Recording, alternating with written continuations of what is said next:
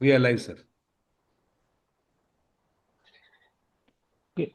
Good day to all viewers from India and outside. Welcome to the 26th webinar of Anekdhara.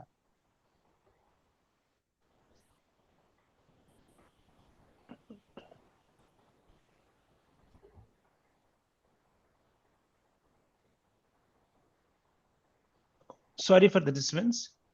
Before I proceed with the topic, I'll read today's topic is 75 years of Indian Constitution, critical perspectives.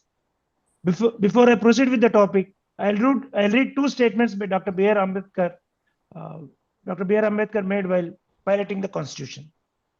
On 26th of January 1950, we are going to enter into a life of contradictions.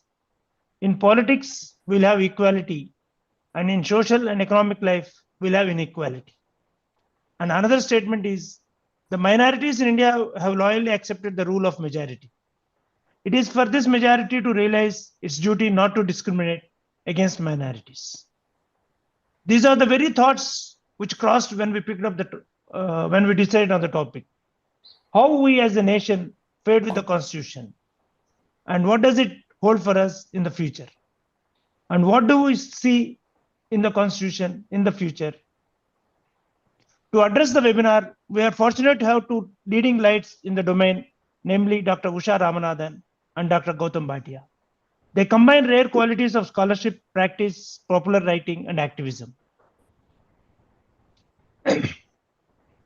And moderating the session will be Susan Sremamala. I will introduce Susan, and she will conduct the rest of the proceedings. Susan Sremamala did her BA in Political Science and Economics from St. Stephen's College and an MA in Law, Politics and Society from the School of Law, Governance and Citizenship at Ambedkar University, Delhi.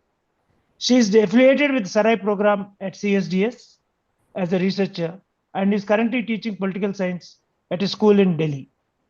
We are thankful to Susan for accepting our invite. This also fulfills our hopes to involve more and more youngsters in our efforts. Thanks again, Susan, and over to you. Good morning, everyone. And however belated, happy Republic Day to everyone. I think this is a terribly opportune moment at the 75th year of, as we celebrate the 75th year of the Constitution being enacted, to be hearing from two people who are very deeply engaged with the Constitution over the decades. Our first speaker will be Dr. Usha Ramanathan. Usha Ramanathan works on the jurisprudence of law, poverty and rights. She researches rights and speaks on issues that include the nature of law, the Bhopal gas disaster, mass displacement, eminent domain, manual scavenging, civil liberties, including the death penalty, beggary, criminal law, custodial institutions, the environment and judicial process. She's been tracking and engaging with the Indian National ID Project and has written and debated extensively on the subject. She's been writing and debating issues of technology and the human conditions of freedom and liberty over the years. Her work draws heavily upon non-governmental experience in its encounters with the state, a 6-year stint with the Law Journal as reporter from the Supreme Court, and engaging with matters of public policy. She's been a regular speaker at various universities and at the National Judicial Academy in Bhopal and the Delhi Judicial Academy to address judges on various issues of law and poverty and on technology and the law. She was a member of the expert group on privacy set up in the Planning Commission of India, which gave its report in October of 2012. She was a member of the committee 2013 to 14 set up by the Department of Biotechnology to review the draft Human DNA Profiling Bill 2012. She was a member of the committee set up by the Prime Minister's Office from 2013 to 14 to study the socioeconomic status of tribal communities, which gave its report to the government in 2014. She's been on a series of committees on revising vagrancy law. She was awarded Access Now's Human Rights Heroes Award in 2019. We are so privileged to be able to hear from you, and without delaying it further, over to you.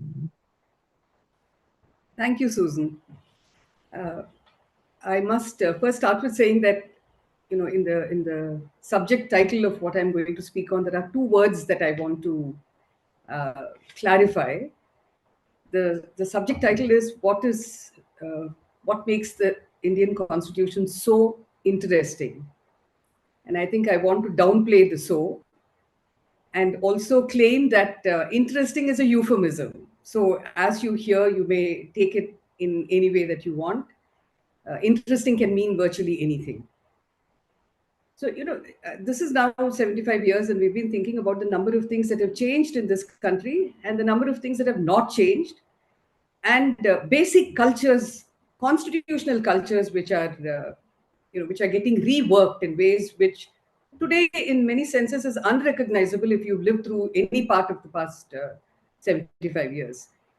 So I just thought there are some things that we talk about quite commonly when we worry about the Constitution and when we talk about hopes that the Constitution provides. I just thought I'll talk about some of the things that have been engaging me. The first thing is that, first thing that I find interesting about the Constitution is that there is so much in the Constitution, especially in the fundamental rights chapter and in the chapter on the directive principles of state policy, which have to do with an acknowledgement that this is a country that began its life with enormous numbers of people in various conditions of poverty. I think in recent conversations, there's been a lot of reference to how colonialism took away resources and left the country poor.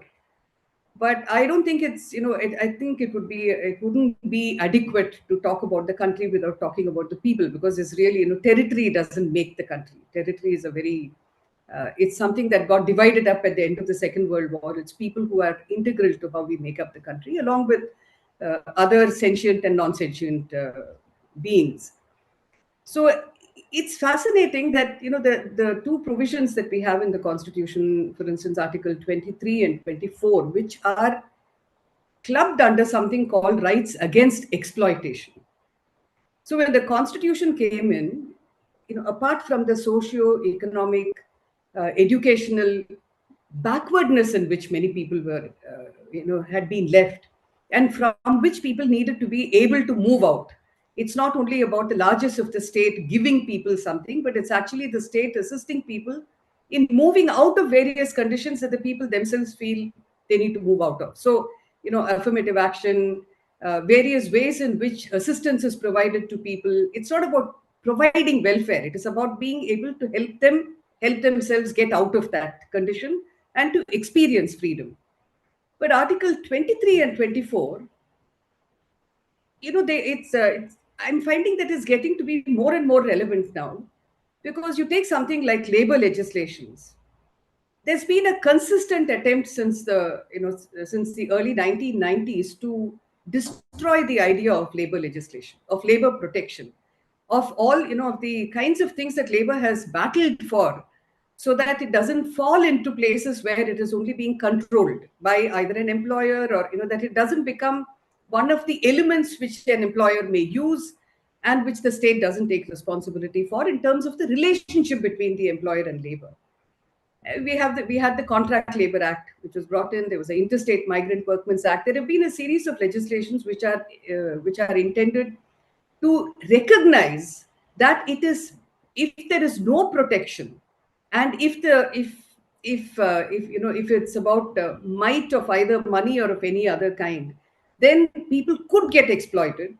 It's to prevent that exploitation that you brought in these laws. Now we find in the past 30 years there's been such a dilution of these legislations that you begin to wonder what the understanding of the rights against exploitation is. I think we do need to spend some time worrying about it, because it is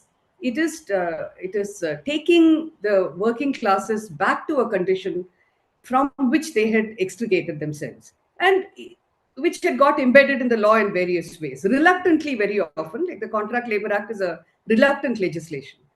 But it was a legislation that came in through which, labor tried to find its feet and, fight against the might of capital.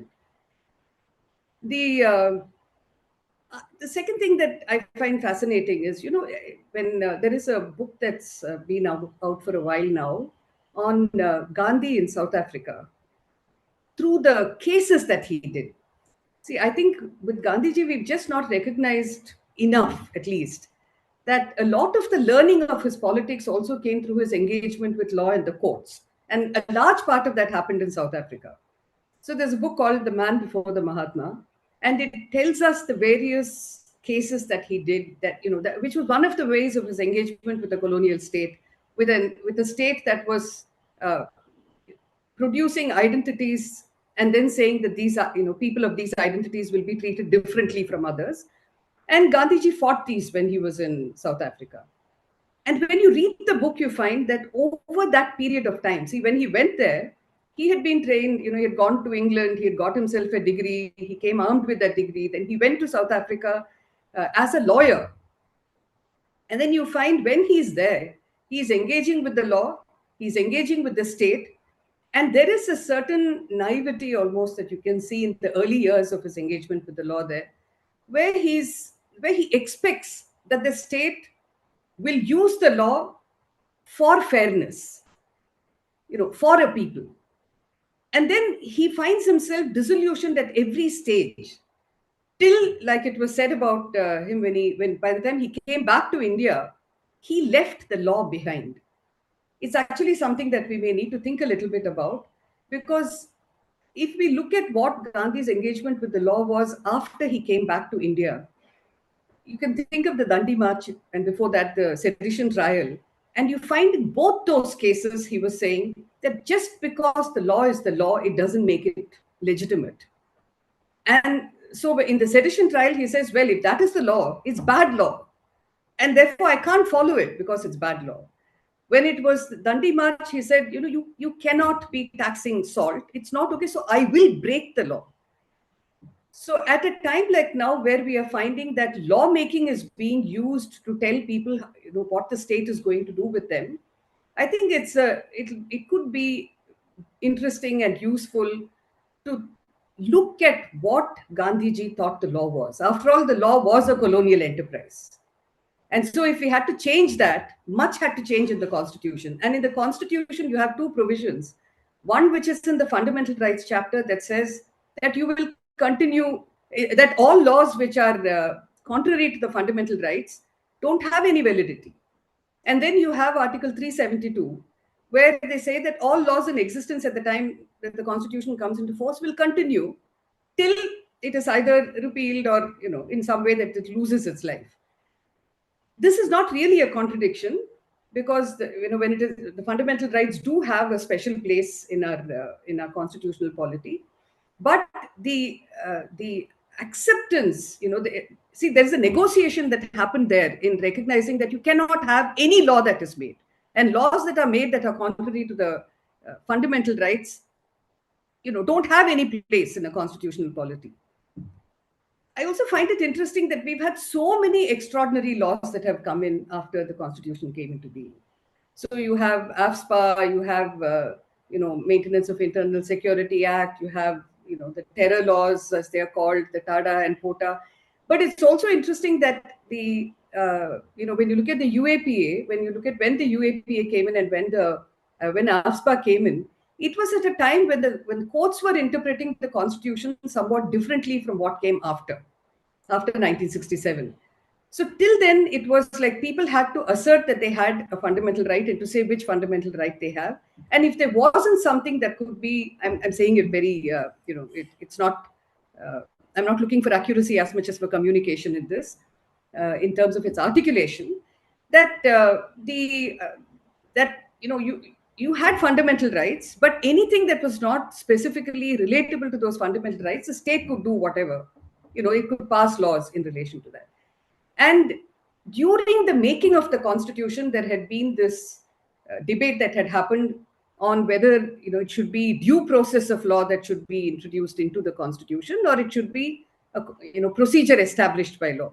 The basic difference being that when you say that every person has a right to life and personal liberty, except according to procedure established by law, it could have been interpreted as saying that Parliament can make any law, and that law would then be binding on people, and people would be ruled by it. It was clearly, this was clearly put away in the late 60s, in 1967, where they said, no, people have rights, and the state's power is limited. The state's authority is limited by the rights of the people.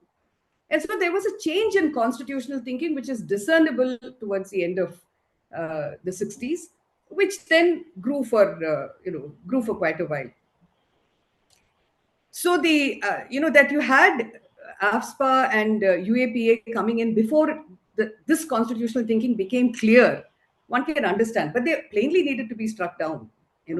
I don't know how it survives when you have fundamental rights and when you have, this idea that Kanabiran said at one time, who's one of our great constitutional scholars, he said, it is the rights that are fundamental, but you would think, reading what has happened to rights over time, that it is the restrictions that are fundamental. What is left over after all the restrictions that can be imposed are the rights, which to exercise which you have to get permission of the state. So we've kind of, it's a negation of the idea of rights, which is actually quite strong in the Constitution. And the other thing that's happened over time is, especially in recent times, it's become very popular to say that, no rights are absolute. As if that means, allowing it to mean that if it is not absolute, absolutely anything can be done in violation of it. So there is a decline in constitutional thinking on rights, which we need to, put back on board.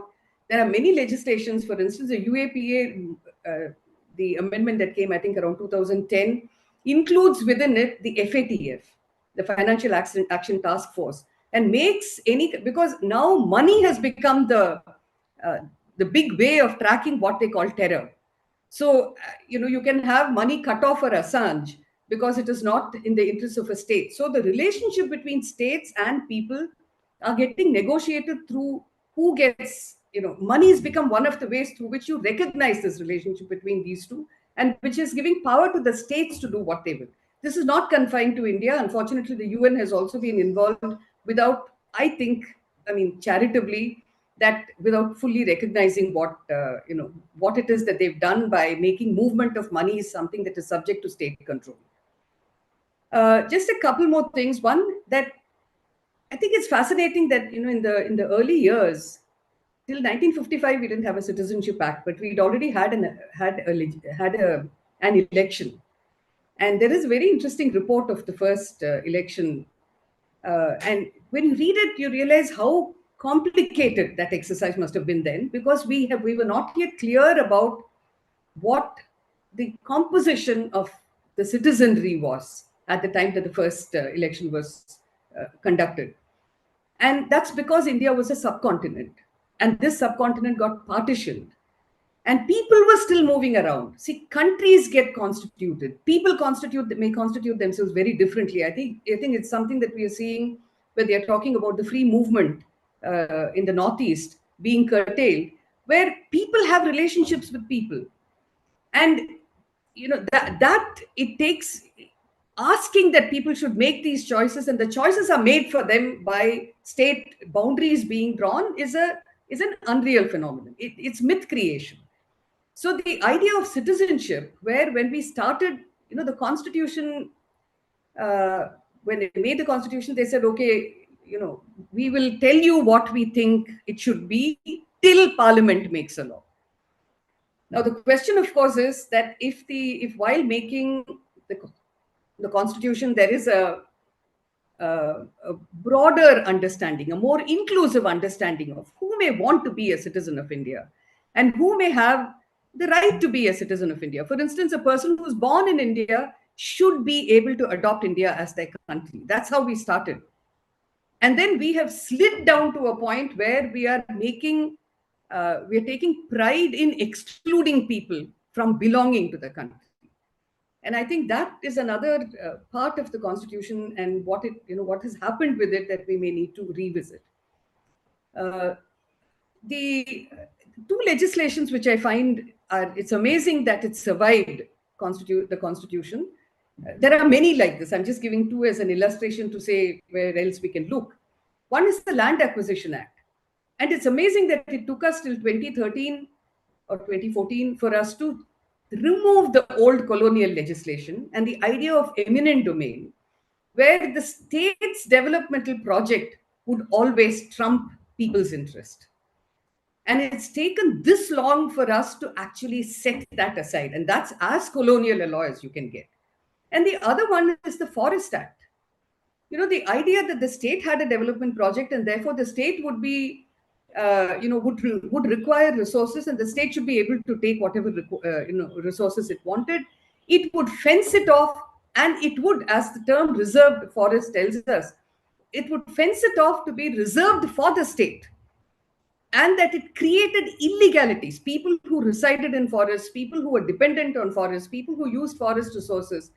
When you find that all these people were rendered illegal, it again raises the question of what the law is and what the law does. And 80 years later, you say, it's in 2006 that we have a law that says, oh, we are sorry, we apologize for the historic injustice that has been done.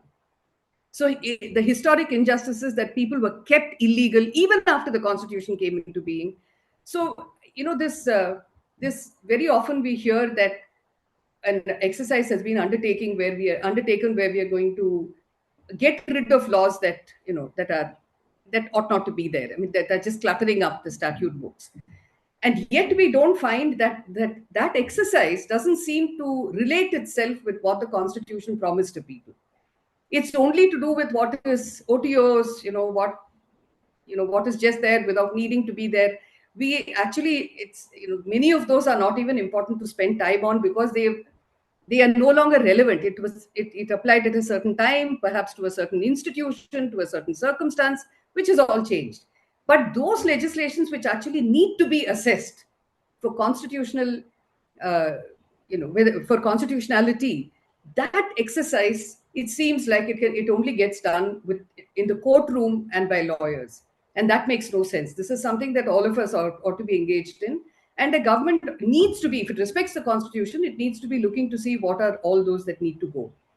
And one word on Schedule 5 and 6 of the constitution. I think another interesting thing about the constitution is that there are many ways in which it recognizes people. There is a diversity of ways in which it recognizes people and communities and different interests.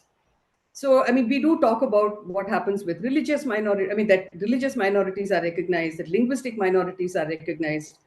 But we've also increasingly, and only in recent years, started talking about tribal communities and the special recognition that they have. It's not just a special protection.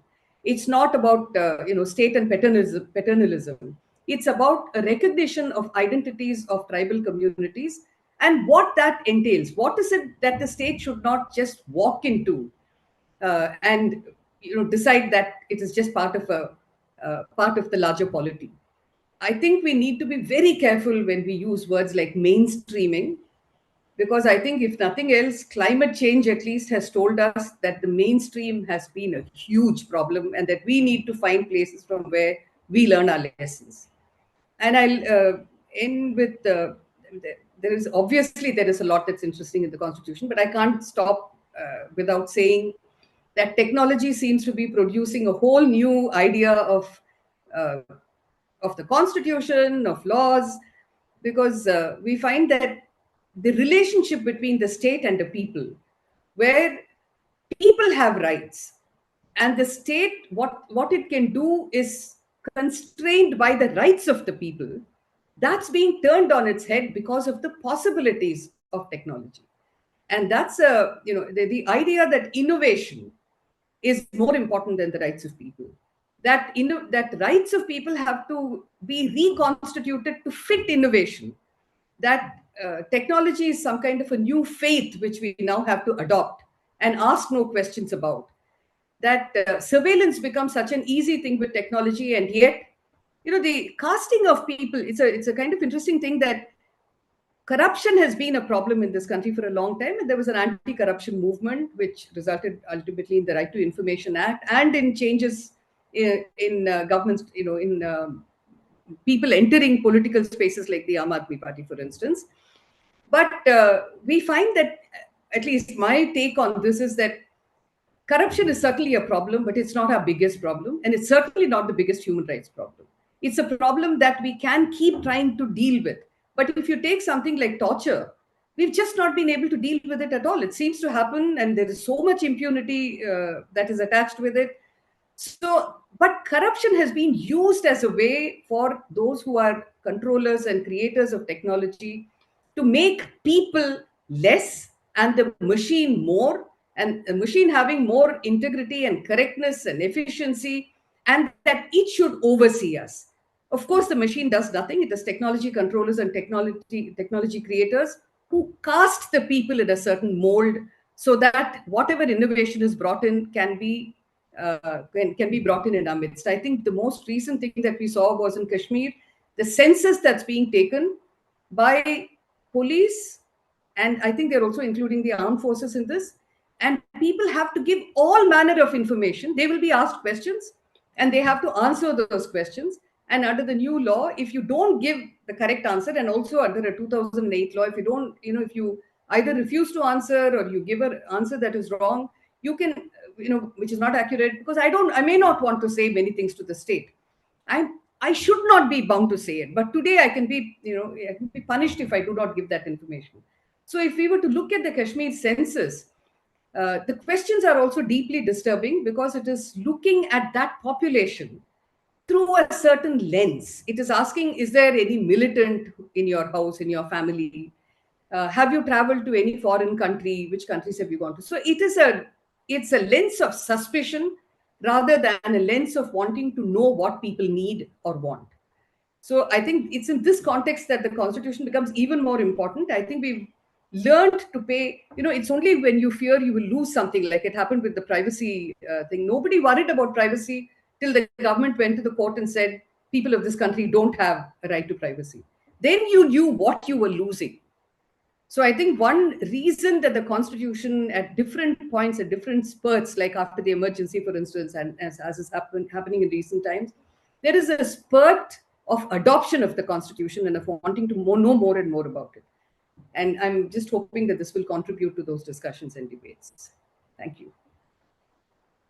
Thank you so much, Dr. Ramanathan. Just to summarize, you started off by exploring what the treatment of the Constitution on questions of labor.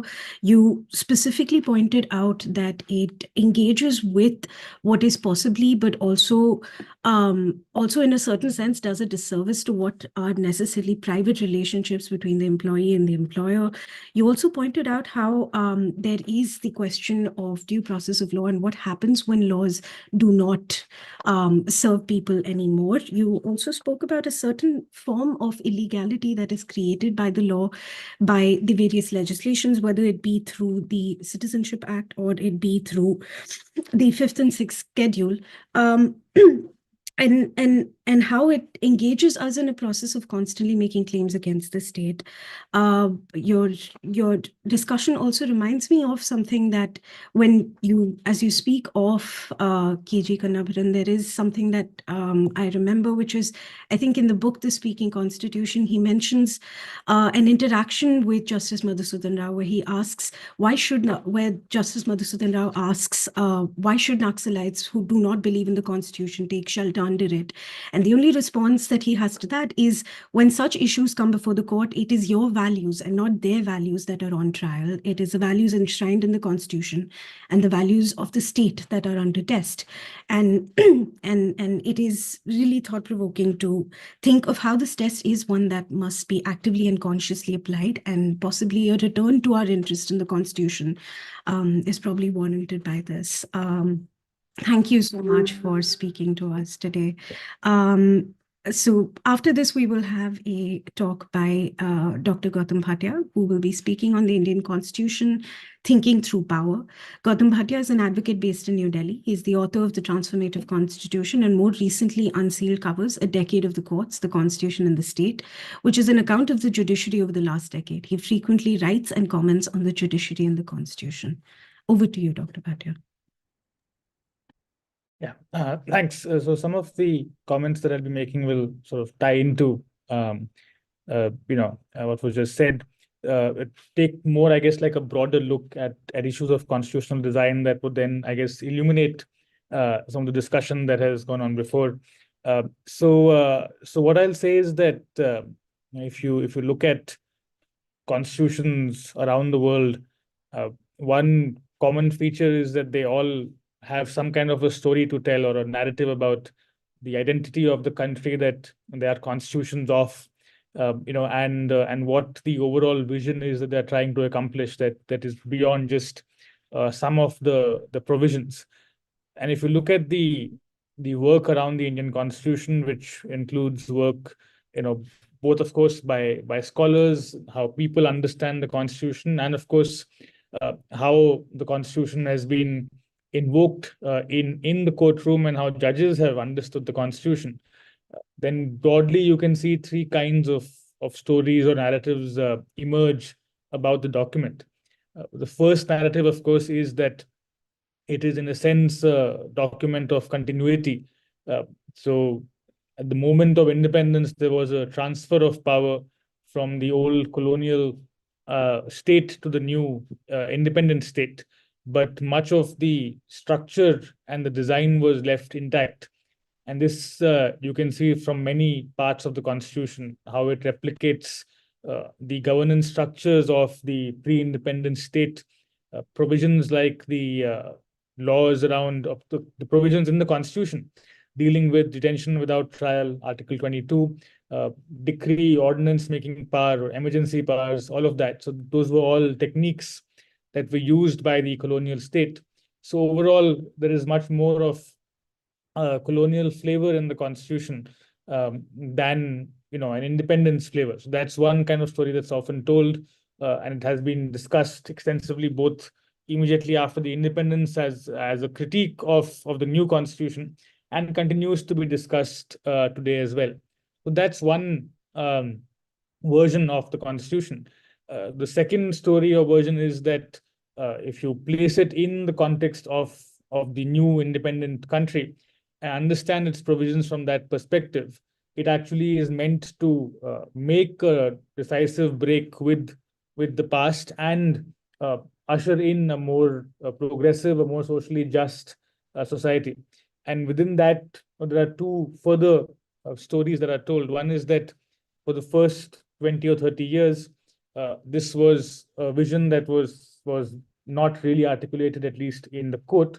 But after the mid-1970s, the court has become more aware of this vision of the Constitution, and through innovations like public interest litigation, like the expansive understanding of due process and other similar features, has worked to give effect to that idea of the Constitution. Whereas a more skeptical version is that the court may have done that in some respects, but in many other respects, including civil liberties, has failed to do that. But the basic underlying idea of the Constitution is that it is, in a certain sense, marking that break with the old colonial regime. And the third story is that if you look at the Constitution more closely, you see that there are many contradictory impulses within the same document. And this is very clearly can be seen in Part 4 of the Constitution, the Directive Principles of State Policy, where you see a wide variety of provisions from progressive labor law aspirations to cow slaughter laws to a uniform civil code, without any really unifying feature there in terms of what the overall constitutional vision is. And so in that sense, there is no real coherent identity that the Constitution actually has, because it's essentially a document around political compromises that were made in the Constituent Assembly. So these are three stories that are often told about the Constitution. It's also important to note that certain provisions or certain parts that are progressive or transformative in character, and you may have certain parts that don't subscribe to either of those visions. So it could be that within the same Constitution, you have different parts of it that respond to different kinds of vision. So even that is something we have to keep in mind. Now, one thing to note is that a lot of these arguments about what the Constitution is about and what it means focus a lot on Part 3 of the Constitution, which is the fundamental rights chapter. So the debate is often skewed towards discussing the fundamental rights chapter, the scope of the rights that individuals have, and how the judiciary has dealt with or understood those rights, in the course of time, how social movements outside the courts have also understood those rights. But if you actually read the Constitution, you will see that the fundamental rights chapter is perhaps around 10% of the entire Constitution, just as a matter of the text, volume of text. And the other 90% of the Constitution actually is not the fundamental rights chapter or Part 4. So there is a large swathe of the constitutional text that is often ignored in these debates around what the Constitution means or what its fundamental identity or nature or character is and how you should understand it. And I think that one way of looking at the Constitution that would then bring in the rest of the document and also integrate looking at it with the fundamental rights chapter would be to ask ourselves what the Constitution has to say about the exercise of power. So whom does the Constitution give power to? Upon whom is power exercised? In what manner is power exercised? And in what manner is power constrained? So, of course, rights are essentially about power, but as is constitutional design and structure, in ways that might not be immediately clear or might not be immediately obvious. So, for example, the Latin American constitutional scholar, Roberto Gargarella, he makes this point that any constitution, and he's looking at Latin American constitutions, that any constitution has essentially two parts. One is the dogmatic part, that is the Declaration of Rights, the Bill of Rights, Fundamental Rights chapter. And the other is the organic part, which is the part that divides and organizes power, or which sets up the institutions that then exercise public power. And he makes the point that the two parts are often linked to one another and can even come into tension.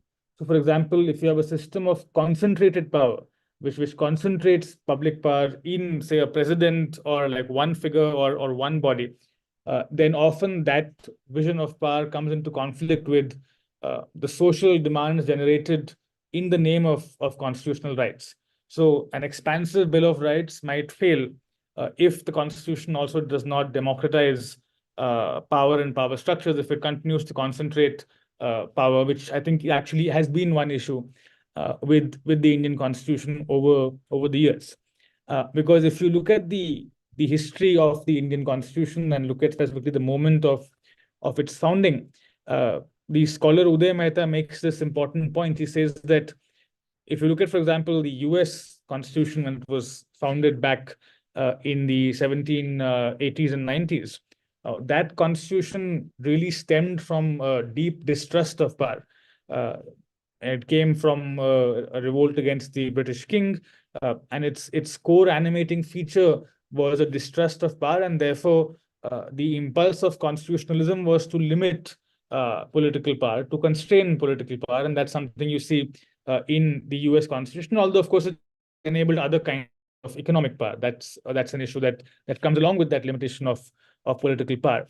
But if you look at the history of the Indian Constitution, you will see that the various social problems that exist at the time of the framing of the Constitution, so problems around mass poverty and many other social ills, meant that the framers of the Indian Constitution had a very different attitude or vision for the relationship between the Constitution and power. So they did not see the Constitution as much as being about constraining state power, but as an instrument for the exercise, the channeling, and the shaping of public power in order to solve these large-scale problems that existed at that time. So, of course, the question then was what form or what forms this power would take.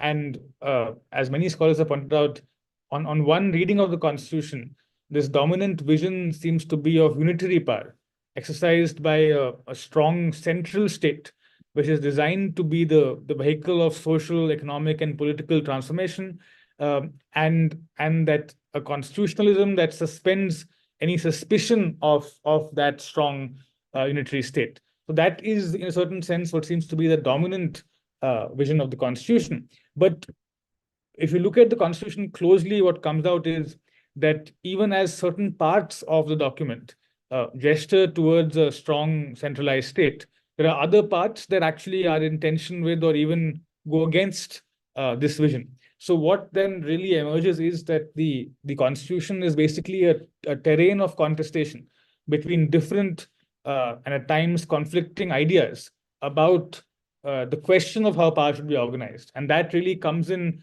very clearly when you have a constitutional dispute that then goes to the court, and then the court has to pick between different visions of power. Right? So what are these different visions? So I think that one way of looking at the Constitution is to look at various axes along which the Constitution speaks of power. And some examples I can give. There are about maybe 5 or 6 different axes that you can look at. So one, of course, is the classic federal and unitary axis, right? So Article 1 of the Constitution says India is a union of states.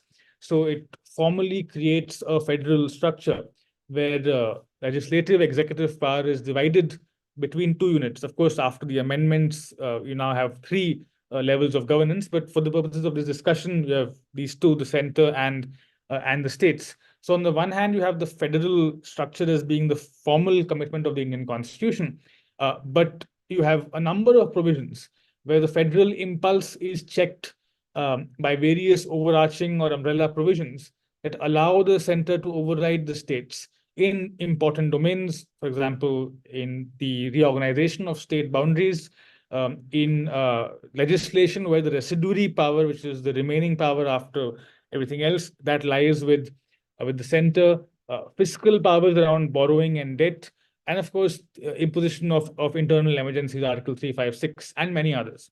So on the one hand, you have the principal commitment to federalism. And on the other hand, you have various provisions that try to claw back this commitment towards a more unitary vision of power, and many cases then address that skew, which we don't have time to do specifically now, but we can discuss in the Q&A part of it. So that's one axis of power. The second is the legislature and the executive. So the Constitution envisions a parliamentary system of government and bicameral. So 2 houses, lower house, upper house, and the executive, which is, at least in theory, responsible to the legislature. So that is the way the parliamentary system works. And there is this division of power, separation of power between parliament and the executive. But over the years, various amendments to the Constitution and various design issues and various judgments have effectively shifted power from parliament to the executive. So within the Constitution, this drift is there, for example, through various constitutional silences. So, for example, in failing to guarantee the independence of the Speaker of the House in the Constitution, the effect is that the Speaker then is a nominee of the ruling party, and therefore, in various crucial functions involving the rights of Parliament, the Speaker becomes an executive agent who then controls the Parliament rather than empowering it. That you see, across the board in both the states and at the center. You also have the anti-defection law, which doesn't really work very well, but in its basic form, by making a dissent from the party whip punishable with disqualification from the House, it kills the possibility of intra-party dissent or dissent by parliamentary backbenchers against the ruling executive or the ruling part of the leading party. And then, of course, you have the money bills, where by certifying a bill as a money bill, the Speaker can deprive the upper house of scrutinizing that bill. So through multiple devices, even though we have a parliament and an executive, as a matter of constitutional design, parliament's powers are subordinated to the executive. That's the second axis. The third axis is what you can broadly call constitutional pluralism, which is the idea that in any diverse, heterogeneous, or plural country, constitutional arrangements are to recognize and acknowledge that diversity through having many different setups that create the relationship between the center and various other parts of the country. We also call this asymmetric federalism in certain contexts.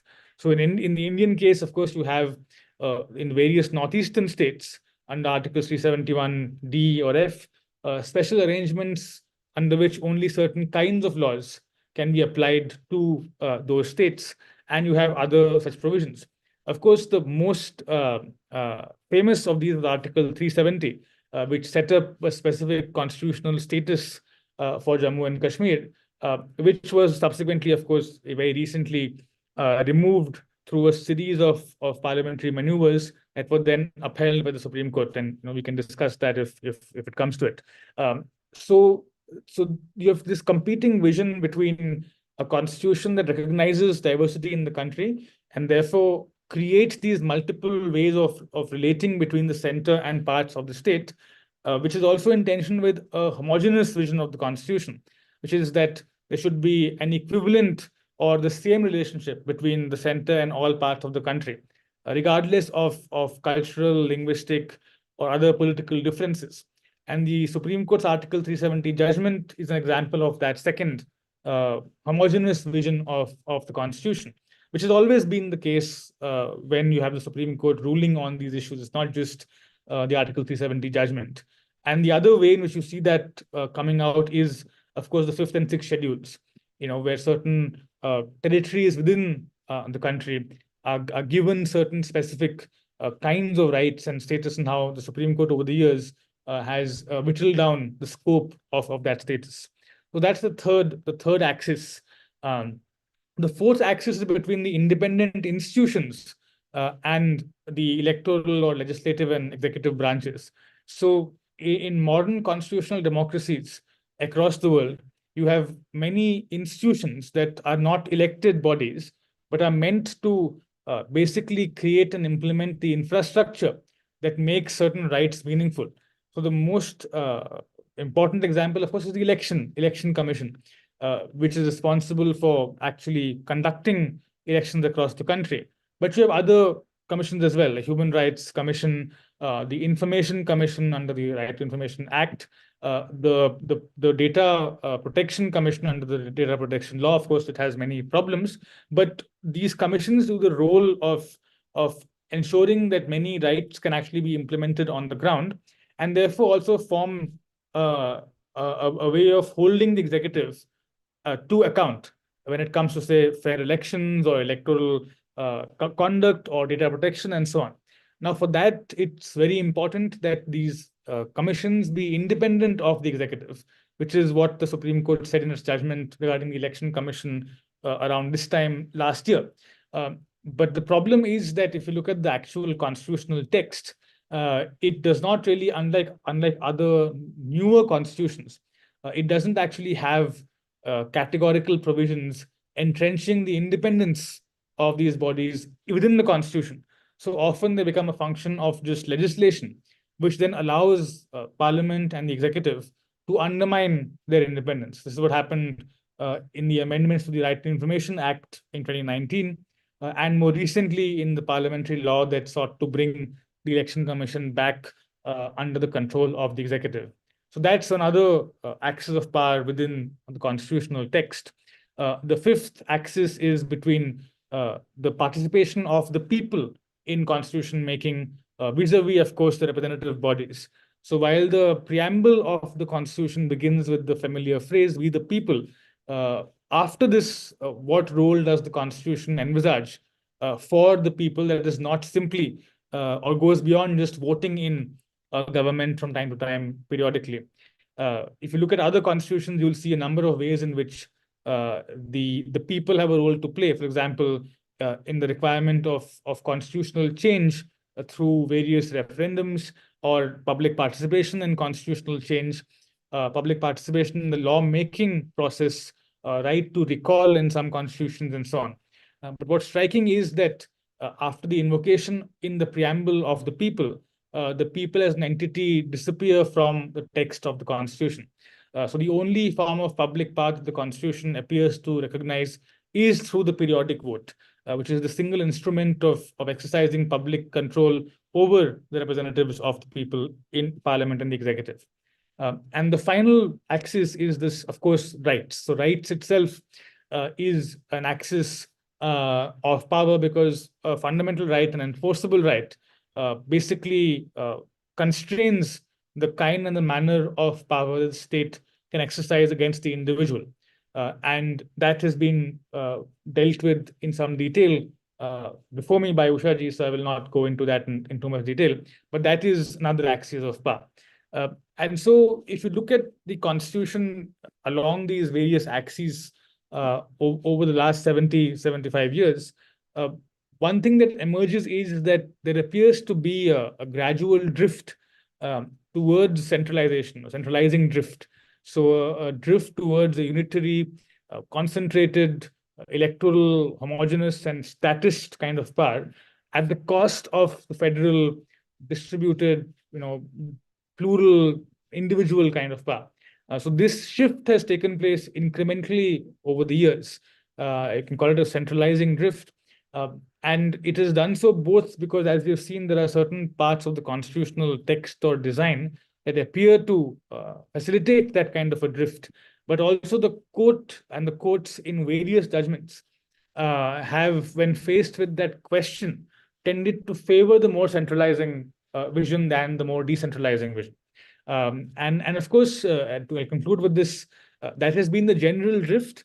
But as I said in the beginning, ultimately, a constitution is a terrain of contestation between different visions of power. And so it is always possible to work towards reversing that.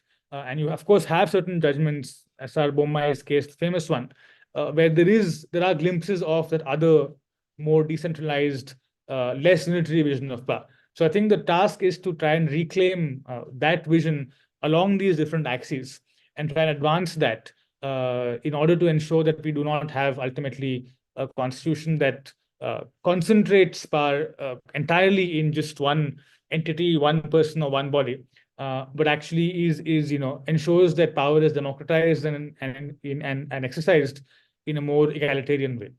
So I'll conclude with that, and we can go into the next part of the seminar. Thank you so much, Dr. Bhatia. That was an incredibly clear statement of your ideas on not just the dogmatic questions that Dr. Ramanathan had also addressed, but also the questions of how this power actually is made operational.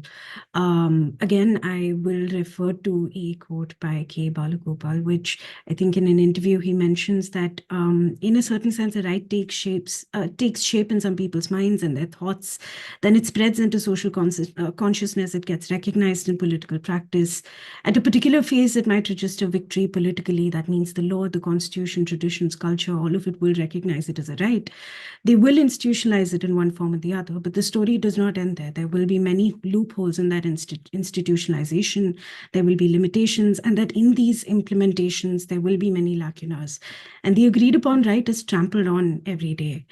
Having said that, some of the questions that we are getting, in fact, is in terms of how the dogmatic relates in a certain sense to how power is operationalized and how this dogmatic code could possibly be modified. So obviously these are questions referring to the basic structure of the Constitution. Recently, I think on the 26th of January, there were so many calls for recognizing the original Constitution, disregarding the 42nd Amendment. So I think there were two questions on the basic structure that I think maybe you could address together, either you or Dr. Ramanathan. So the first one is from Padmanabh Rao. It says that if the parliament becomes strong on account of the dominance of a single party and a weak judiciary, is there a possibility of changing the basic structure of the Constitution? And what is the remedy? Similarly, I think there was another question which asks, there's an argument that the word secular was interpolated in 1976 and we should remove it. Can you elucidate the drafting committees and the Constitutional Assembly's thoughts on secularism, referring to the kind of original position that in a sense, some of these claims are also referring to. So two questions on the basic structure of the Constitution, please, whoever would like to.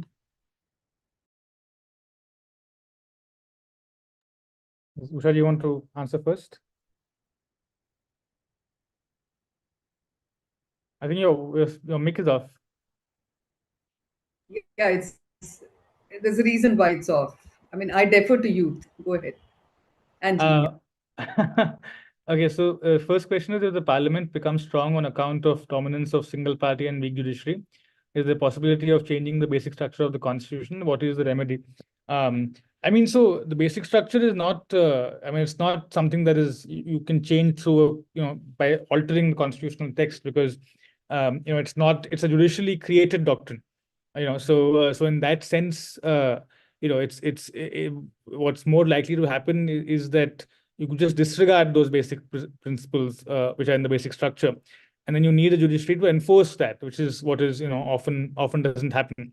So I think that the problem is not some kind of a formal change to the basic structure, because that anyway is itself a doctrine that it comes from the court, and therefore is a certain, you won't find it written down anywhere in the constitution. But the problem is that the basic principles that the court has articulated, those are more honored in the breach than in the observance. And then the remedy for that only has to, is either in the court, which is often, it doesn't work, or through, movements outside of the constitution, which then sort of, in a certain sense, force the state to adhere to constitutional principles. It has worked in the past. Movements around the RTI and the Forest Rights Act, compel the state to adhere to its constitutional obligations by, for example, enacting the Right to Information Act and the Forest Rights Act. So I think that, of course, it takes a lot of effort and is very difficult. But that's, I think, more successful than trying to find remedies in court in an era of one-party dominance. I think it's much more difficult to have dominant parties held to account in court at the peak of their dominance. The second question is the 42nd Amendment. Yeah. So no, I think that so for me that debate is quite a bit of a red herring, because the insertion of the words socialist and secular in the 42nd during the 42nd Amendment, for me really don't have any meaning, because India was never a socialist country in any sense. It was, even at the time of Nehru, it was state-led capitalism. It was top-down state-led capitalist development. And so in that sense, the socialism that is referred to in the preamble, it doesn't really describe the reality of the constitutional text or the way the constitution has ever been operationalized, I think, in the country.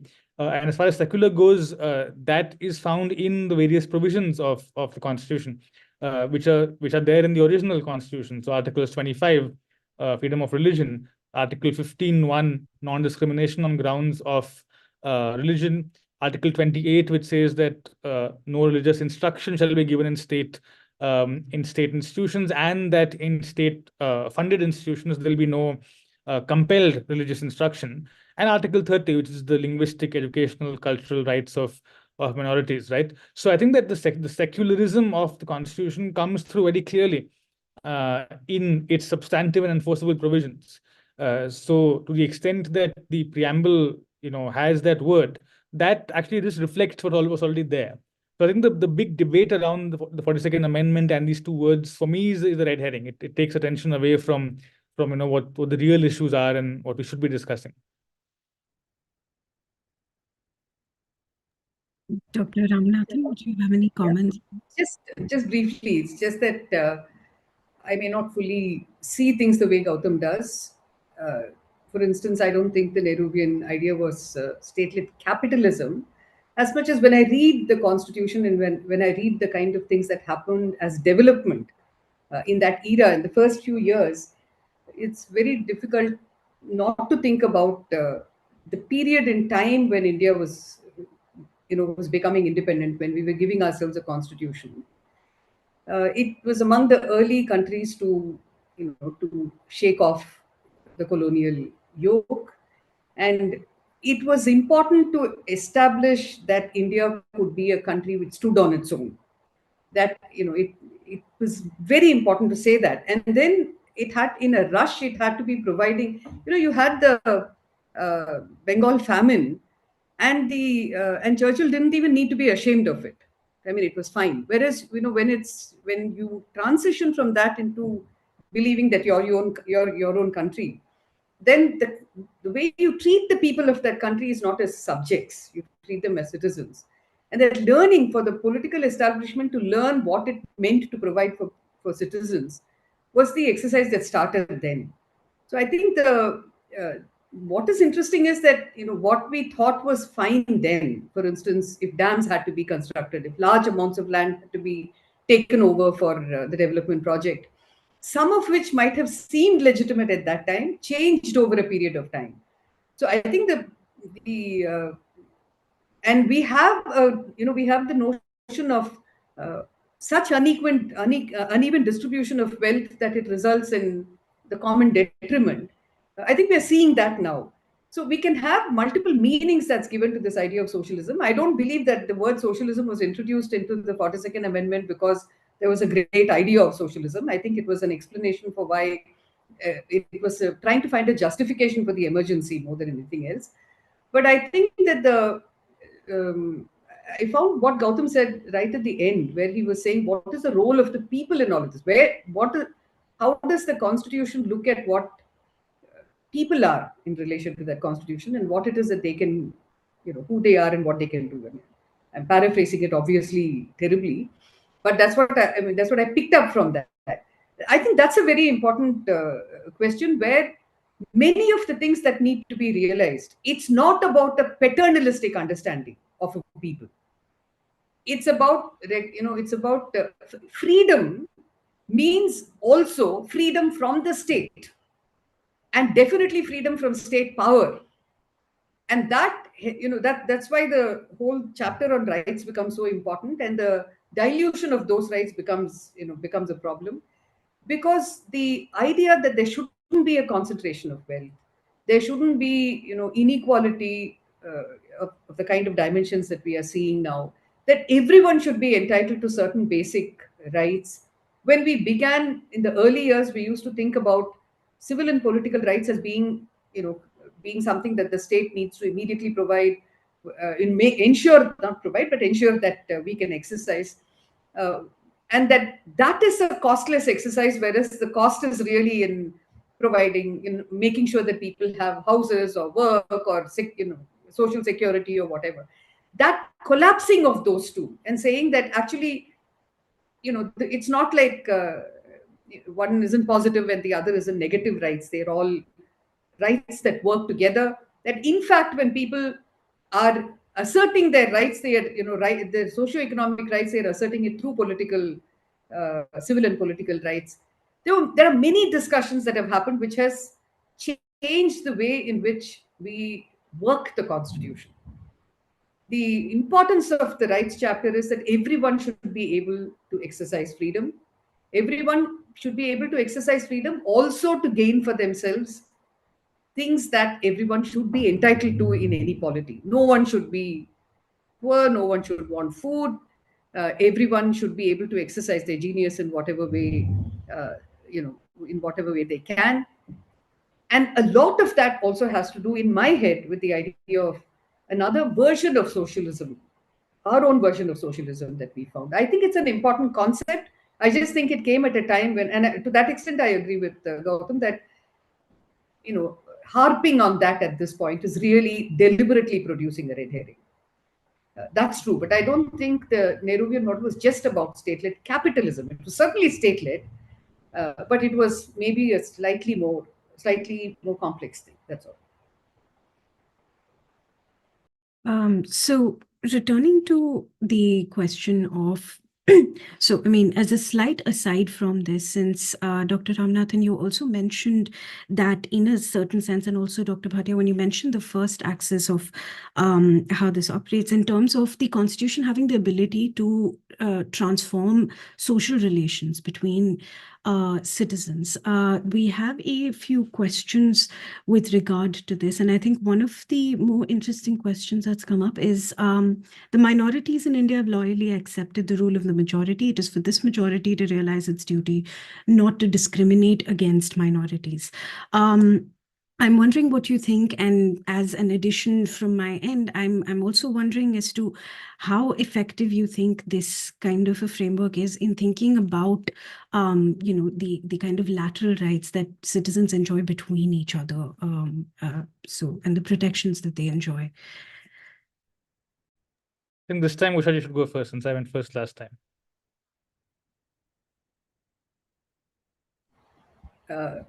Gautam, you've actually got a whole book on it. So I don't. So I'll perhaps say something first so that you can just take over from there. I'm actually going back a little bit to the earlier one to say that, one of the very very important things that I think we need to see in our constitution is that the need for deliberation, the need for constant debate. And I'm just going to skip into another part of the questions that was asked on referendum, and to say that a referendum doesn't seems to me like a really bad idea, because unless we are able to create new rules for what a referendum means, it will be majoritarian. And it's not just a majority at a time when things are majoritarian, and when the court is unable to act as a counter majoritarian force for whatever reason, and I won't go into the reason at this point. I think all of us have ideas on why a court is struggling to keep itself as counter majoritarian. I think the idea of deliberation is extremely important, and of public deliberation, not just deliberating in our, in spaces where no one else can hear us. I think social media has distorted things so badly that the idea of, there's simply too much hate speech for us to even be able to talk to each other. And that's, I think, a current shame that we have to really find a way of putting aside. But, this relationship among people and taking responsibility for something, say, like fraternity, and saying that, I just have, and I'm just going to throw it into the ring. I have a thing that, sometimes in certain circumstances, hypocrisy is a good public virtue. And I say that because, I think of what happened in 1984 and then what happened in 2002.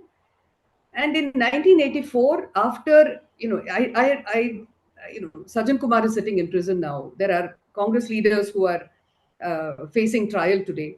I think it's a well-known thing that there were members of the Congress party, and we don't know how far the party itself tolerated it or even allowed it to happen. That they were complicit in what happened, and perhaps even led some of what happened in 1984 in the anti-Sikh riots. But after the riots were done, and when people were talking about it as something that had happened, there was no question of saying that it was a good thing that it happened to them and they deserved it. This is not conversation that you heard very much. It was like, oh my God, what a terrible thing has happened. Even the perpetrators would say that, which meant that in the public consciousness, in the way in which the people received it as a common thing across the country, it wasn't villainizing any class of population, any community of people. It was it was something that happened which was still talked about as being unfortunate. I think that shifted after the 2002 Gujarat, what happened in Gujarat. And that has caused the nature of minority treatment by persons belonging to the majority. It has caused a shift, seismic shift. And I think that's,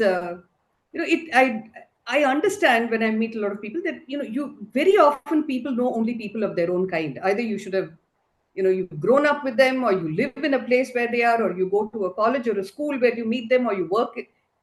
And if the diversity doesn't exist in these spaces, you don't even know people who belong to different kinds of backgrounds, different orientation. And when you don't know them, then it's very easy for you to believe that, believe someone when they say that, oh, these are terrible people and you need to be careful about them. So I think it is important for, as part of that deliberation, to be able to recognize that what you don't know, like fear cannot be a factor which is passed on to you through political discourse. There's something really fundamentally wrong with that. And that is distorting the way we treat each other as a people. So it's just it's just something that's been in my head for a long time, and I'm just saying it. And I'm going to go back to the thing of how something like hypocrisy may help if we were to, the idea that the person I don't know will also be someone I will accept till I know that there is something the matter. And that you do not, we learned from the denotified tribes, the criminal tribes, that it's so easy to villainize whole communities. Somebody commits crime and you make the whole community responsible for that crime. And what happens? And we are paying, we have that guilt on our hands even today. And we haven't learned how to deal with it. Denotified tribes are having a terrible time in this country even today because we thought it was all right to villainize a whole community. Well, the colonial chaps did. I think we are falling into that trap if we don't recognize the importance of horizontal relationships that we need to create, and where we don't have understanding, not to pretend that we know. I mean, very broadly. Sorry, you've done all the work, so you tell us.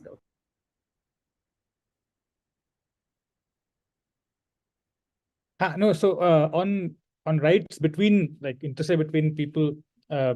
So that's actually, so Ambedkar has this famous speech in the Constituent Assembly. It was one of his last speeches, where he says that these three pillars, liberty, equality, fraternity, and each of these three pillars have to,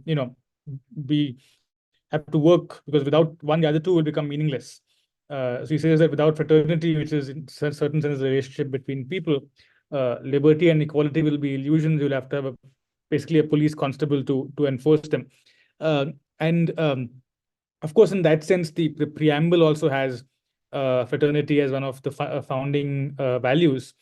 But because of the time in which the Indian Constitution was framed, at that time there was still the more classical vision of rights as being applicable against the state.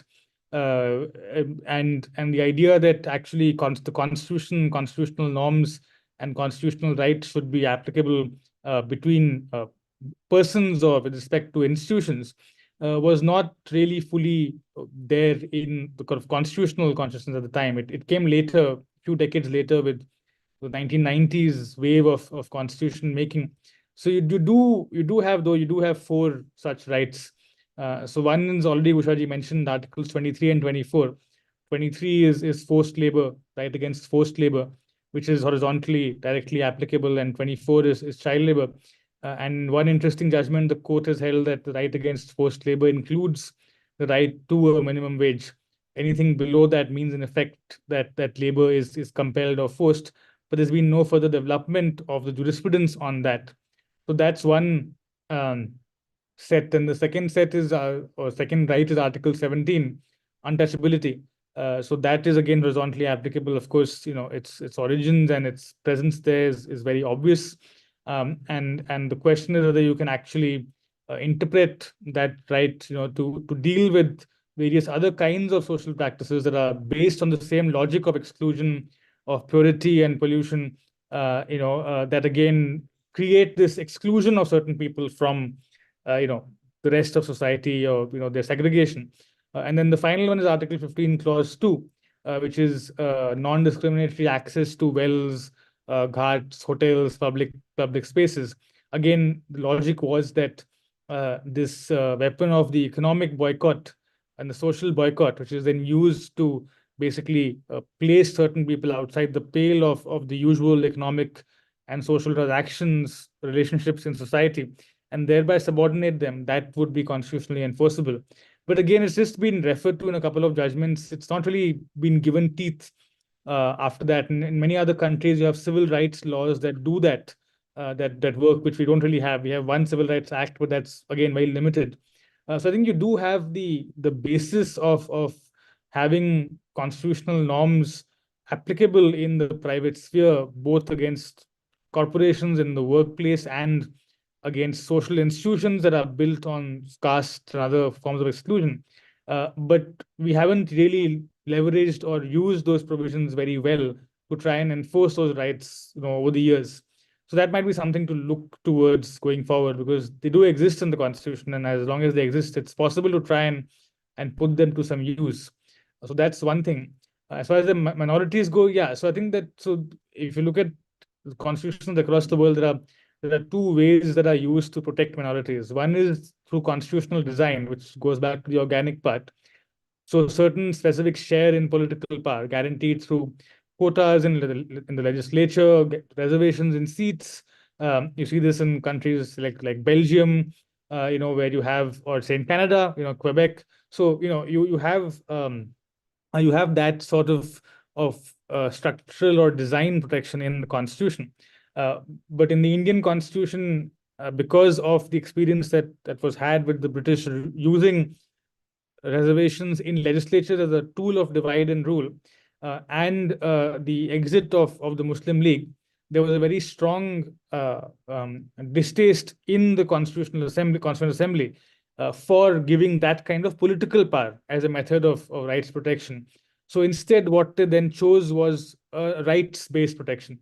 So instead of giving political power, they encoded the cultural, linguistic, and educational rights in the Constitution as a substitute for political power. Of course, then you would leave their protection to the majority and to the court. That's sort of the difference there.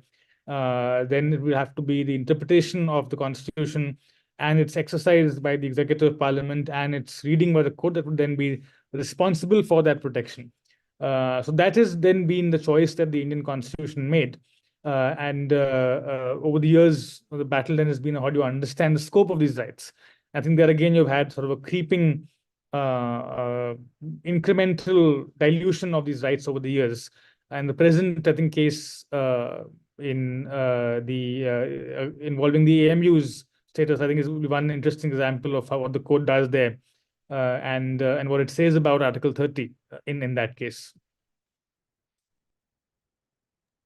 I think following up with this, we have another question that we've just received, which is a hypothetical, really a thought experiment for both of you, if you would like to speculate with us. It's that if the Constituent Assembly was elected on a limited franchise, just a hypothetical question, if the Assembly was elected on a more democratic environment, say universal adult franchise, would we have had a different constitution, and would it have protected the weaker sections better?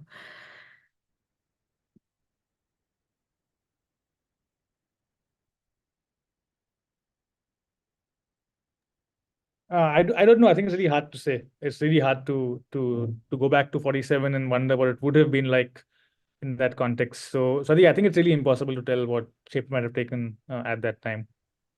I think what I will say is that there wasn't universal franchise, but there was a lot of participation. So between the first and second drafts, I think they received some 35,000 comments or letters from associations, groups, individuals. So there was participation. Of course, the assembly wasn't elected, but it wasn't that they were just doing it without input from the larger country outside. So another question that we have, and since you have used federalism, Dr. Bhatia, as an example in the way that the axis of power is kind of configured through the Constitution, we have two questions that largely concern preserving the integrity of this federal structure. The first one, of course, is the question of the role of governors and their relation with state governments as becoming controversial, and how does one resolve this issue? And the second one is on the nature of the Article 370 judgment, and how does one view the nature of the Indian Federation since the abrogation? Dr. Ramanathan, Dr. Bhatia, any thoughts? I went first last time, so you should go first this time.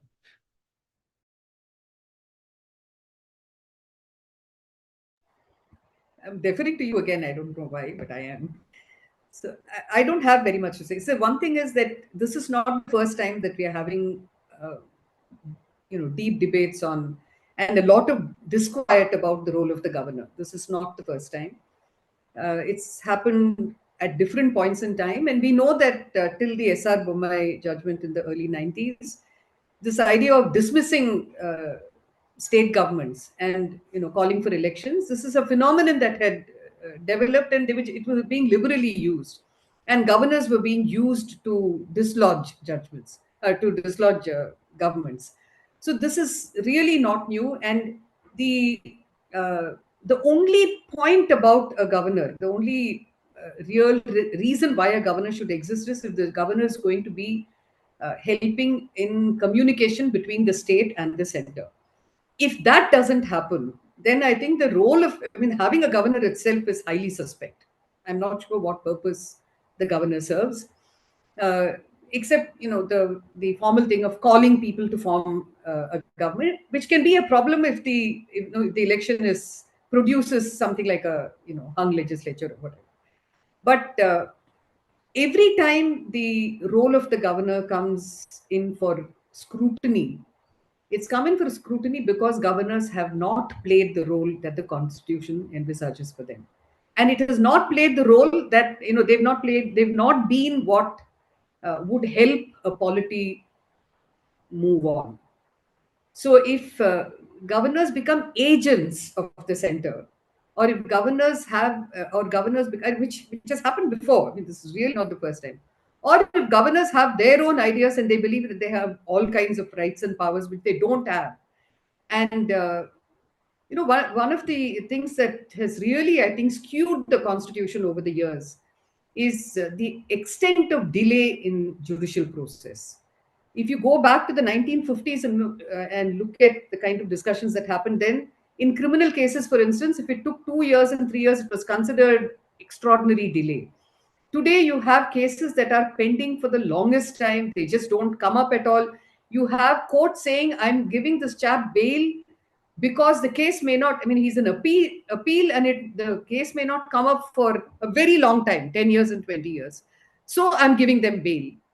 I think this, you know, the problem with the governor role also is that if the challenge could be dealt with not politically but judicially, while recognizing what the polity is and what the polity requires within the constitutional framework, it would contain the governor. But I think we go back to what somebody had raised about this, having one party that is so powerful and that it's, you know, it's occupying all that space. It's not the time, it seems, where we should expect that the judiciary will be able to stand up and take the weight of majoritarian rule and of the kind of rule where power gets concentrated. So I really think this, you know, I'm not very clear at all. Through the years when I've been reading about the governor and what the governor is there for, it seems that they've created more trouble than they've been of any use. So maybe we really need to revisit the idea of the governor and see whether we need them in the. I'm not sure that the role they play in the Constitution justifies their existence. I think it needs to be revisited.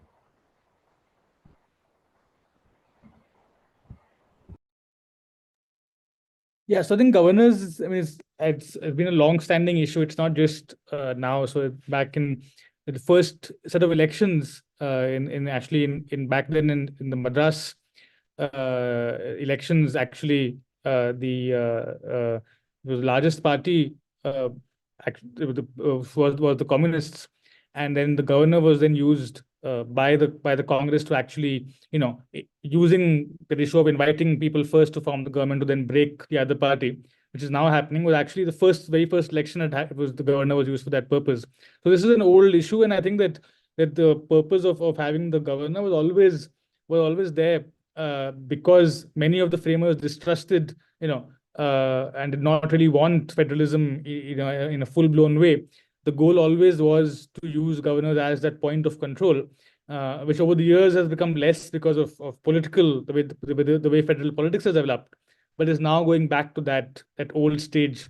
I think that's, of course, you know, quite alarming, and the limited role of governors has to be reaffirmed in that sense. As far as 370 goes, so that will take a very long time to really discuss. You know, it's a seminar in its own right. But I think broadly, it's obviously judgment is not good for federalism in two ways. One is that it appears to give Parliament a carte blanche under Article 356 to do anything that it wants during the pendency of a 356 proclamation. Now, there are, I think, ways of reading the judgment more narrowly because it's ambiguous. And so I think that will again depend on the next such conflict.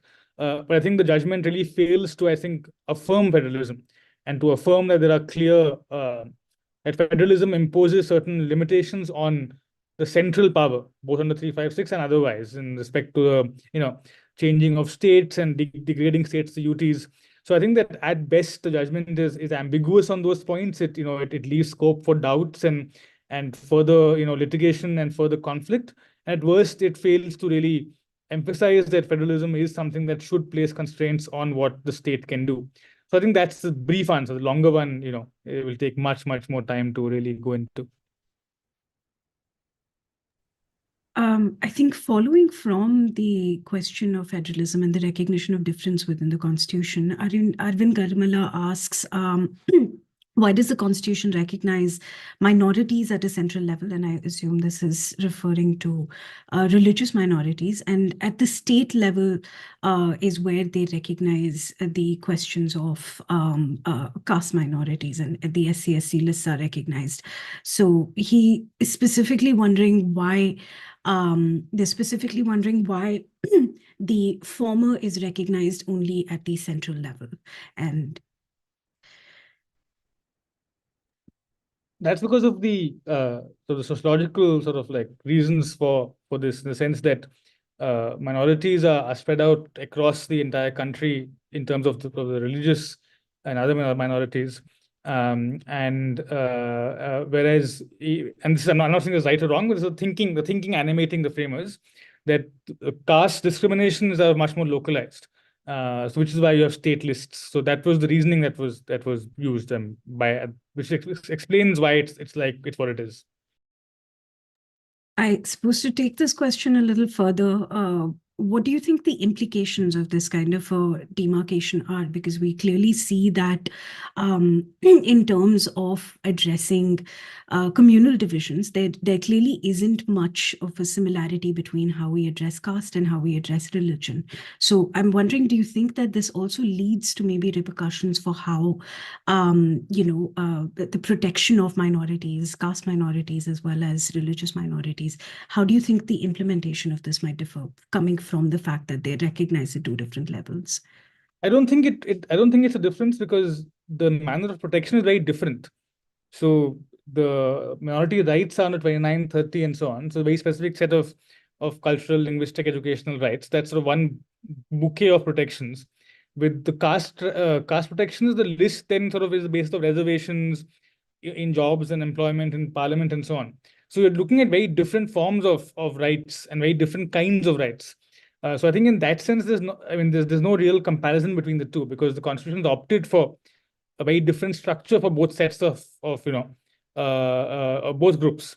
So I think that I don't think it's really, you can really compare center state, because what's happening is very different in terms of what the remedies are. Dr. Ramanathan, any thoughts on this? Just a small thing. I'm just thinking about it as I'm reading it and reflecting on some discussions that have been had before. The idea that states have lists of scheduled tribes and scheduled castes has in fact been questioned quite a lot, because if you move from one state to another, you lose that protection. And the question was, if there is a disadvantage that exists, and that's the disadvantage that you're recognizing by scheduling the caste, then should it be lost when you go to another state? And given that freedom of movement, the right to freedom to settle anywhere in the country, and then that many development projects actually forcibly push people from one place to another, maybe to another state, and they lose that status, that actually has been contested quite frequently, but not really been addressed. Maybe we need to think about that too. Thank you. I think returning to the question of how power is kind of institutionalized, and addressing the centralizing tendency that was mentioned in both of your talks, there is a question on how the relations between the judiciary, executive, and legislature are fluid, but also how does one prevent? What is the roadmap for sort of ensuring that they do not encroach on each other, and how they maintain their independence? Either of you, whoever would like to respond. No, again, like these are questions on which books have been written. Like it's really impossible to answer them in like, in the course of a seminar. Like separation of powers is something that people have been thinking about for the last 300 years, right? So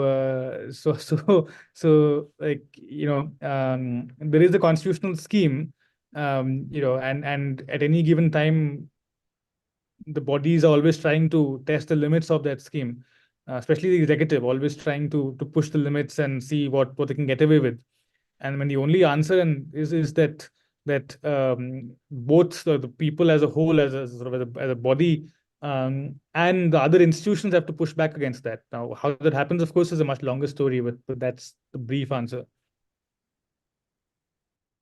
Dr. Ramanathan, any thoughts? If I'll just go back on the thing on centralization, one of the things that I find interesting in the Constitution is that if a state fails in any way that the Constitution recognizes the center as being allowed to step in, there isn't anything like that about the center. What do you do when the center is actually the problem? And centralizing seems to be a one-way process. And if you look at say the 6 schedule areas, if the institutions that are set up under that don't work, then the state can take it over. But if the state is dysfunctional, there doesn't seem to be. So centralization only seems to go in one direction, where somebody has the power to take over if the decentralized entity is not functioning properly. But for the centralizing, the agency that's centralizing, that doesn't seem to have, there don't seem to be any remedies when the state government or the central government is itself dysfunctional in relation to what they say. It's getting complicated, but if you have a tribal council and the council doesn't function properly, the state can take it over. If the state isn't functioning in a way which the center has the constitutional power to intervene, if the center doesn't function properly, there is very little that can be done. So this arrangement seems to be, this is one of those things that show that there is a centralizing tendency in this. And I think it creates huge problems, especially like we've seen at different points in our in the past 75 years, where regional governments have perhaps have a better understanding of what is happening in the states, and their responses are much better than what you find from the center. But the center can take over and do what it wants. I have actually a question for a general question that I'm throwing out. I actually don't understand, although I followed much of the debates at that time, I don't understand how state governments actually said, the GST regime would be fine and you would bring in that arrangement and make it a constitutional arrangement. What were they thinking? For governments that are today claiming and screaming from the rooftop saying that you must respect federalism, what was this handing over that happened as part of the GST regime? I mean, there might be someone here who has an answer to provide. I know I don't have it. I only have the question.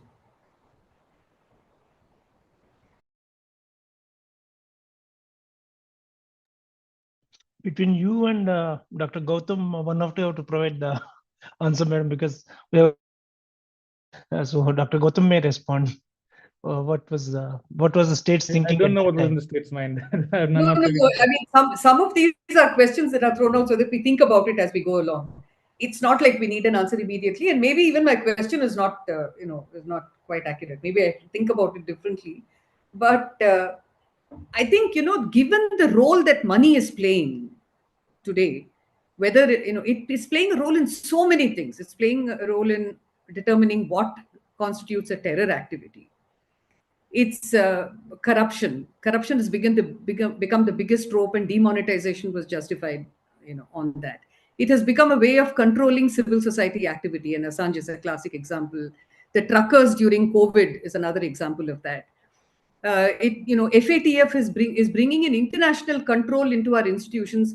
It's very strange in a country where we say that we don't want to get onto the torture convention because it may mean that somebody from outside the country will come in and monitor or figure out, investigate whether we are practicing torture and whether we are doing sufficient, doing enough to prevent torture from happening. We have a problem with that, but we are willing to allow FATF to come and tell us.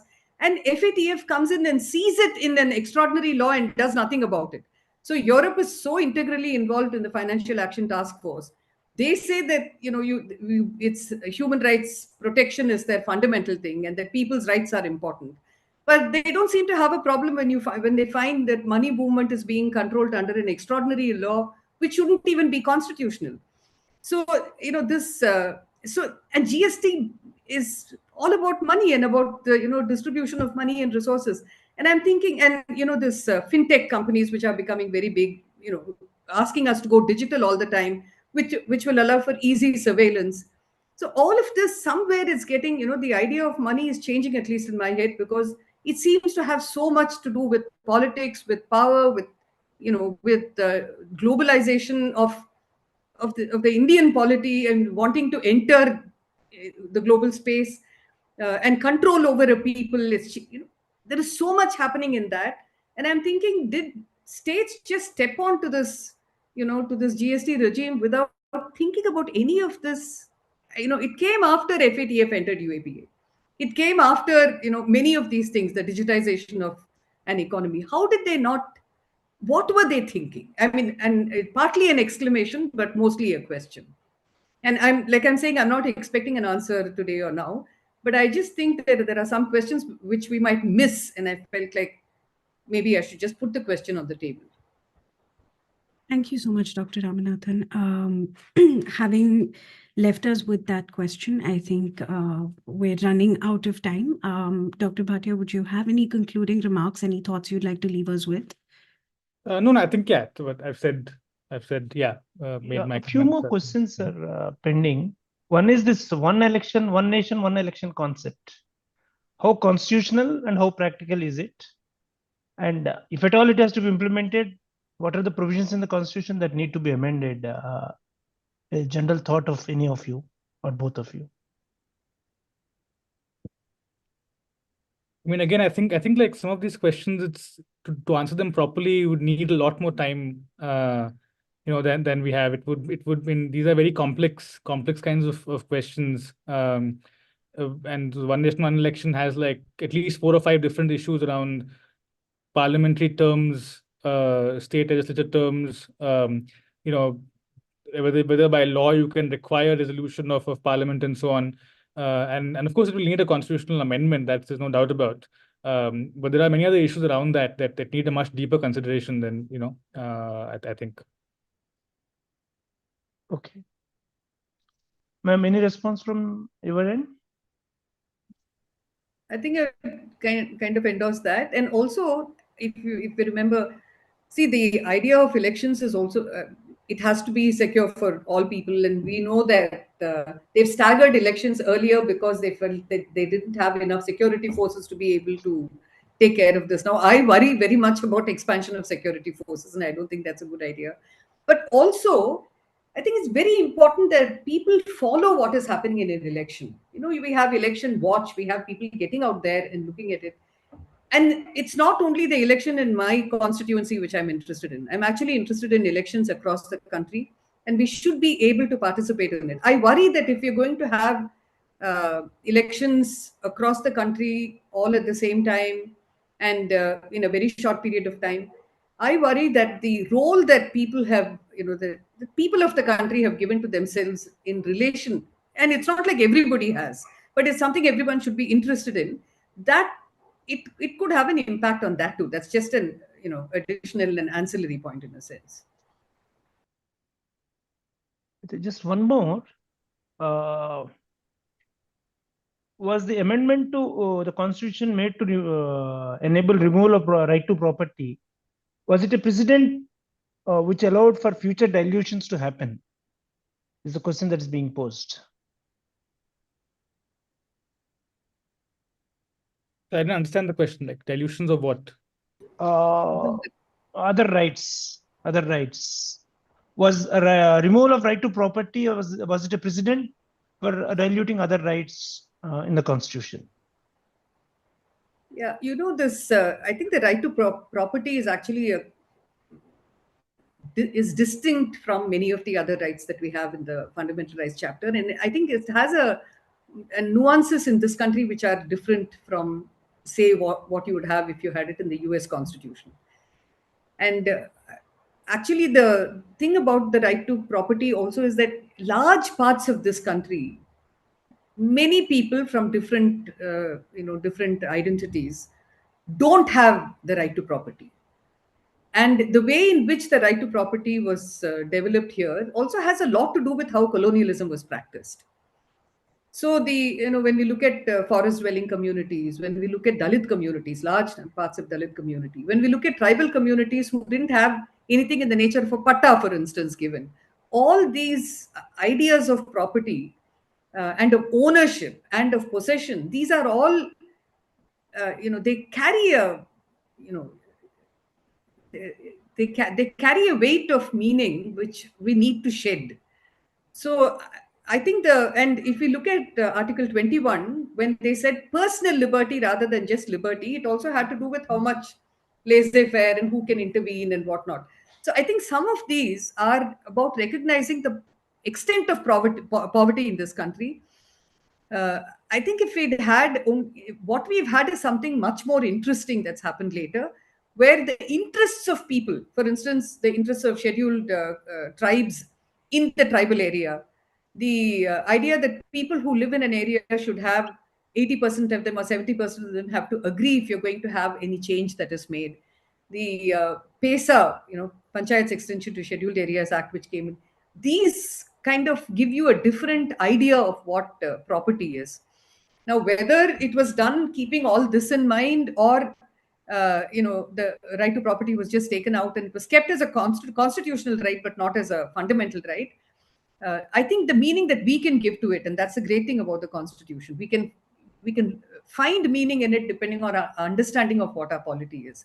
So I think more difficult than removing the right to property is the introduction in the First Amendment of additional grounds under which you can have laws that will restrict fundamental rights. I think that may be a more serious question for me than actually the removal of the right to property. It's just my response to it. That's all. Thank you so much, Dr. Ramanathan. I thank both of you so much for being with us today and answering all of our questions so much, and truly for addressing all of our questions with so much patience and also going through your thoughts and sharing with us. Ravi Babu sir, would you like to say anything in conclusion? Yeah, actually, we are getting a lot of appreciations for the talks, and I thank both Dr. Bhatia and Dr. Ramanathan for their excellent exposition on the topic.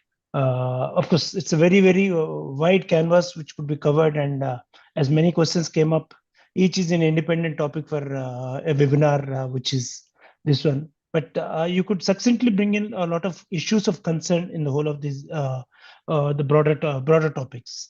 So I thank both of you once again on behalf of Anekdhara, and it's wonderful having you.